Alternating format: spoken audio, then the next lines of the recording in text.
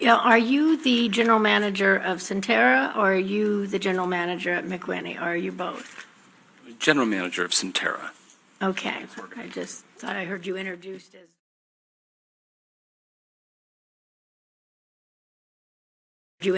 as McWhinney as well. Okay. So, you know, from my perspective, you know, I look at a community as we have this big pot of money that we all throw our money into, and then we disperse for parks, for Chelson Center, for libraries. We disperse for our police and for our fire. There's a lot of things that have to be paid for.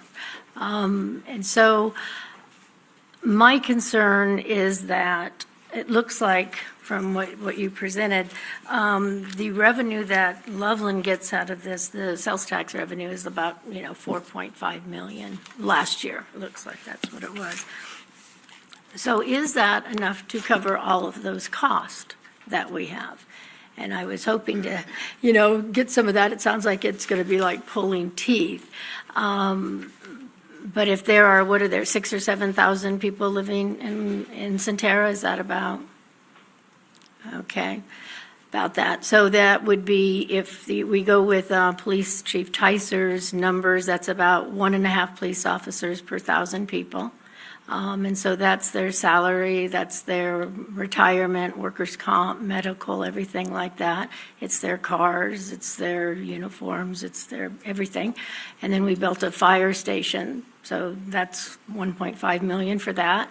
And then we have their fire trucks, their salaries, their medical, and all of those things that add up. And so I asked Steve this, and, you know, there isn't really an answer for this. If the rest of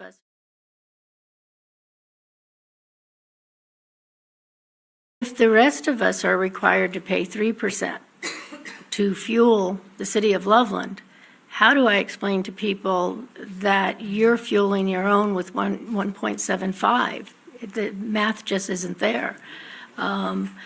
So, you know, when I look at your revenue streams, I asked the county to give me kind of a list of what's rebated. And so they rebate the Thompson school fees. Now the state backfills that because they have a per pupil minimum. And they rebate the fees the county fees that should go to the county. So I'll back up. So what's rebated from Thompson is $44 million over these years. What's rebated from Larimer is $24.5 million. Loveland, $10.5 million. Fire was only $4. Health services, $1.9. Pest control, minor. The Northern Colorado Water Conservancy. And then it gets into the Metro District fees. In total, that's about $130 million since the start that you have gotten from property taxes that people paid to Larimer County. So they paid it, and then it got refunded to you. That's about the same amount as what your improvements are. You know, they gave you 130, you've done 131 in improvements. So the other sources of income that you have are the PIF, the public improvement fee, the 1.25% that we pay on our sales. And then there's also a retail sales fee, which I don't see listed here. So maybe our accounting person can tell me how much the PIF and the retail sales fee from sales at Centerra have come to in these years. We did list the PIF at the $32 million on that earlier slide. The RSF is a privately imposed covenant and is not a part of the MFA, was not a part of that negotiation with the city. So I actually don't know those amounts because it's not a part. These, you know, the list that we have from the county, everything, you know, everything up into the Metro District fees that you charge, those go away in January of 2029. So we have 11 years left of that. How much debt do you think we're going to have at that point?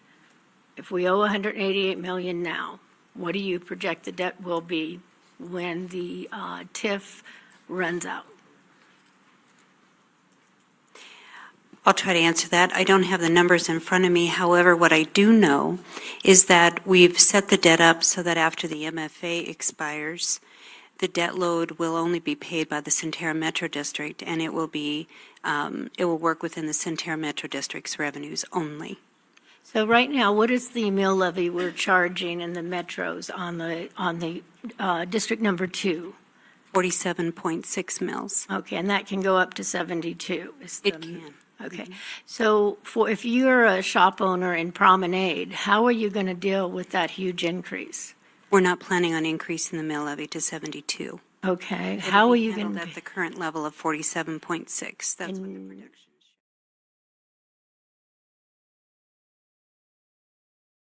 what the projections show. Okay, and you're going to be able to pay off that debt at the Yes. current metro level? Yes, absolutely.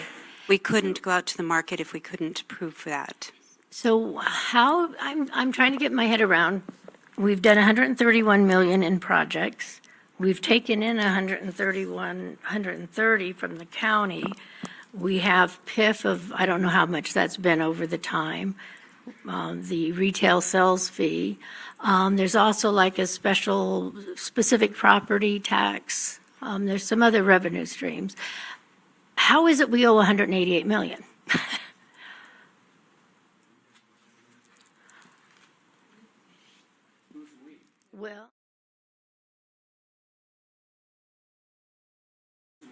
Well, I mean, okay, all right. How is it that you owe 188 million?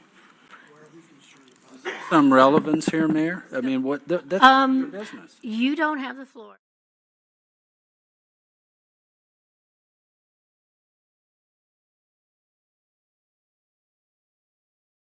You don't have the floor. You don't have the floor. I have the floor. I listen quietly while you, now I'm asking my questions. I do have concern with that debt. Being that we are the authority that has authorized the additional bonding, I think it would be reasonable to expect a bondholder who doesn't get paid to consider suing the city of Loveland. And looking at the loan docs that went, to get this last 36 million, there's a lot of language in here saying that it may not get paid back, that there may not be the revenue to pay back those bonds. So I'd like to know how you got there. You've done 131, you got 130, you've got proceeds from the bonds of 174. You've had PIF and you have RSF. So let me go first. The district issued those bonds on a tax-exempt basis. In order for the district to be able to sell those bonds on a tax-exempt basis, we had to establish a reasonable probability of repaying them with the revenues pledged. If we couldn't have done that, we wouldn't have been able to get a tax-exempt opinion, and we wouldn't have been able to sell them to anybody. The state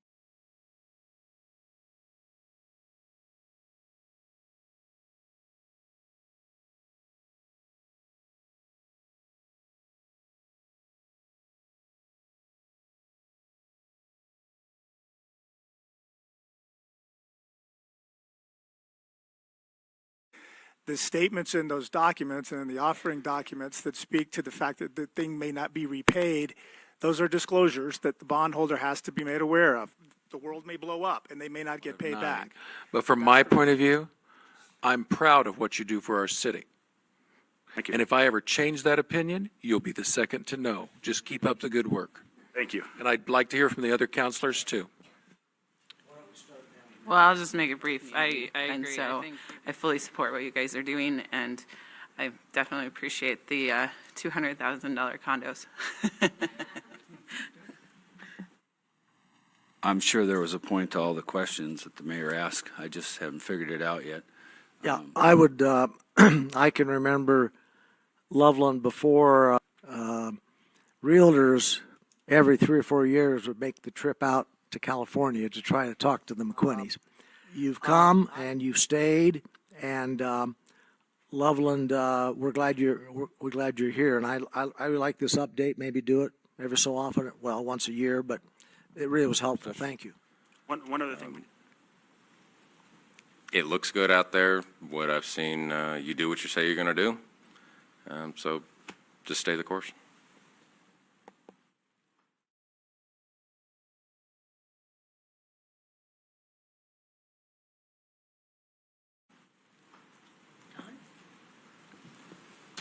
I think you were looking for some feedback tonight from the direction of the council. If we think things are different and changing, I think you've heard from all of us that we're pleased with the relationship and are looking for ways to continue it and strengthen it. I'll just repeat my gratitude and what you do for Northern Colorado. Just grateful. Thank you. So, thank you, Troy, and your team for coming. I appreciate the update as well. It's always good to see how well you're doing and the direction we're going. So, thank you. Black and white, I don't think it's whether we do it or not. It's how much can the city afford to incentivize? That really is the question. In this case, we're getting 1.75, and I'm pretty confident that that does not pay for the police and the fire and everything else that goes on. And so the rest of Loveland, the citizens all over Loveland are making up the difference. And we're going to be asked to increase sales tax. They didn't get a say in that, and it is a very nice development, but did we have to give so much is the question. And so my quest would be when future things come before us and not necessarily Centerra, there's going to be other people that are coming, that we truly do look at what is the cost of growth. And that we make sure, because there are roads all over Loveland that need repair, sidewalks all over Loveland that need repair, bridges. I mean, there's everywhere you look, and so we have to make sure we're taking care of all the people that are here now and the people that will come. And it's not to say you're